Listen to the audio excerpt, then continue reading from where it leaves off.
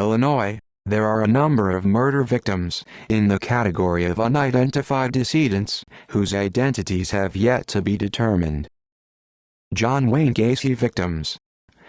6 young males out of 33 known victims who were murdered between 1972 and 1978 by serial killer John Wayne Gacy remain unidentified. Their skeletonized bodies were discovered buried on Gacy's property between December 26, 1978, and March 9, 1979. Due to the advanced state of decomposition, in 10 instances, the causes of death of the victims could not be discovered, although the vast majority of Gacy's victims were killed by strangulation or asphyxiation. 4 of these unidentified victims are estimated to have been aged between 14 and 24 years old, whereas 2 victims are estimated to have been aged between 22 and 32. All of these decedents were Caucasian, and at least 4 of these victims were murdered in 1976 or 1977, whereas 2 victims may have been murdered between 1972 and 1975.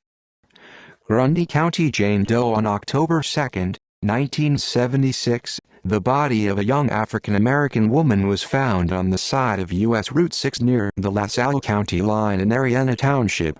She had been shot once in the back of the head with a .38 caliber revolver. She was estimated to be between 15 and 27 years old, was approximately 5 feet 8 inches tall, and weighed between 130 and 150 pounds.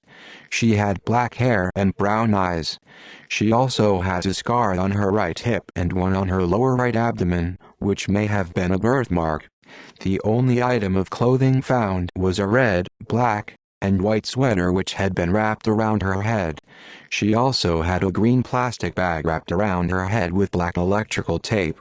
A reconstruction was made and distributed within the Chicago Daily Bulletin newspaper, and her fingerprints were sent to various national crime labs for leads, all of which came up with nothing of value. In May 2019, her case was taken on by the DNA Doe Project. In November 2019, it was announced that they had found a set of grandparents related to the decedent in Selma, Alabama, with the possible last name Calhoun, and a great-grandparent with the possible name of Harris. They say that her family may be split between their and Dallas and Wilcox counties in Alabama, as well as a branch of her family in Ohio. She may have siblings who were unaware of her existence. Madison County Jane Doe, 1990. On July 20, 1996, the decomposing remains of a young white female were discovered in a bean field in Jarvis Township, Illinois. She had been stabbed multiple times in the neck and torso and had been placed at the scene between 2 and 3 days before being discovered. She was estimated to be between 25 and 35 years old, was approximately 5 feet 5 inches tall, and weighed approximately 130 pounds. She was nude.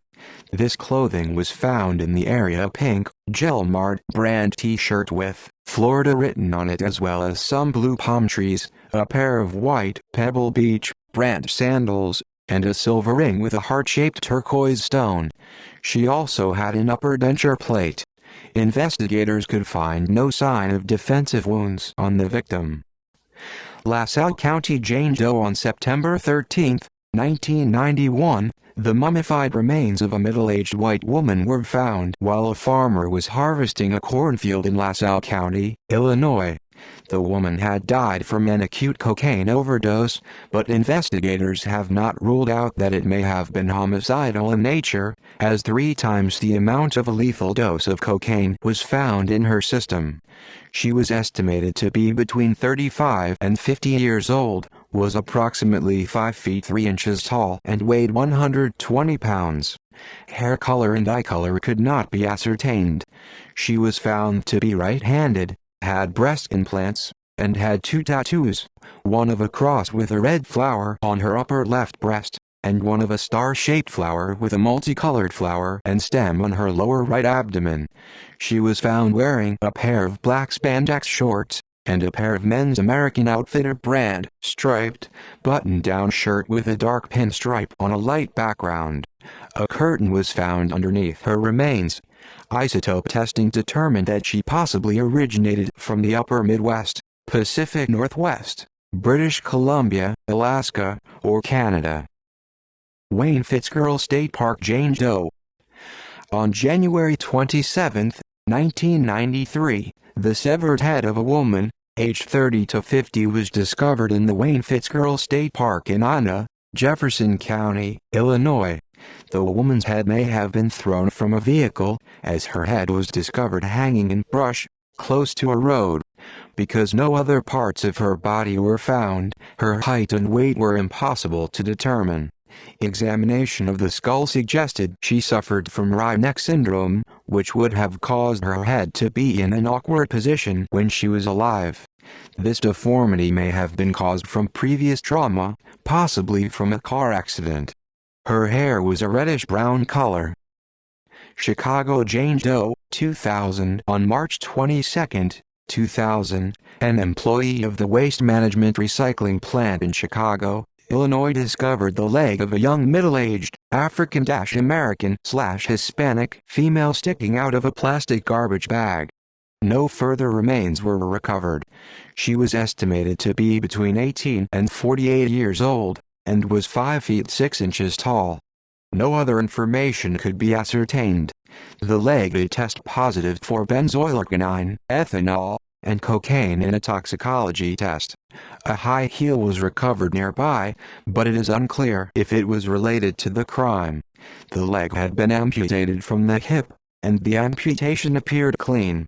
Ligature marks were present on both sections of the leg, and a toy which appeared to be used as a tourniquet was present. Investigators noted that the amputation appeared to have been carried out by someone skilled with basic anatomical knowledge.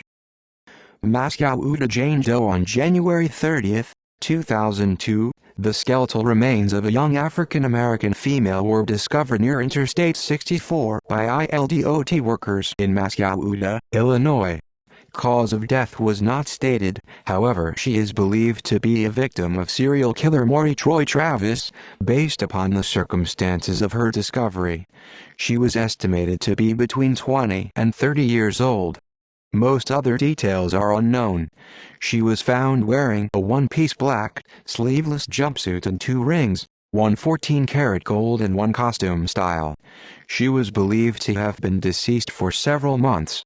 Investigators believe that Travis had sexually assaulted and tortured the victim before killing her, possibly videotaping it. Monroe County. Jane Doe, 2002. On March 28, 2002, the skeletal remains of a middle-aged African-American female were found by a group of ILDOT workers in a creek bed near State Route 3 in Columbia, Illinois. Cause of death could not be determined, but is being investigated as a homicide based upon the circumstances. She was estimated to be between 29 and 50 years old, was between 4 feet 10 inches and 5 feet 4 inches tall, and weighed 105 pounds, 48 kilograms. She was found wearing a green XL-size shirt with a large M in orange and the word Mavericks in orange yellow writing across the front of the M. A pair of khaki-colored shorts, branded "Ads Credentials," were also found nearby. She may be a victim of serial killer Maury Troy Travis. The woman's shirt appeared to be a softball jersey or something similar. It was found to resemble those worn by a now-defunct Mavericks girls softball team in St. Louis, but none of that team's jerseys were made in the woman's extra-large size. The jersey also did not match any uniforms of the Dallas Mavericks.